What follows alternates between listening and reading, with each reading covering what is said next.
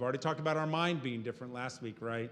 We had to change our mentality from scarcity, from dependency, right? We have to change it to abundance, and we're going to move into houses we didn't build, lands we didn't process, all these things, right? We got to move it to a different mindset. We got to go from slaves to owners, right? We got to go from dependents to owners, to leads now, right? But we don't just have to mentally do that. We have to physically make a change to be more holy, because he wants us to represent him in a new way in this type of land. Now, when we move into what God has for us, now we're that city on a hill. Now we're that shining thing that shines, right?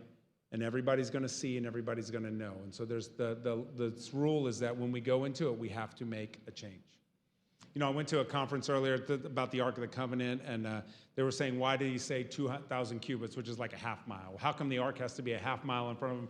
This guy was preaching this section, and he said, I looked through about 200 different commentaries. I really wanted to know what the significance of the number of the half mile is, or whatever the cubits are, or whatever things. I looked through all these different things. He says, and you know what I came up with? God just wants us to be behind him, right? What in the end, he says, what it really means is don't go before the presence of the Lord goes.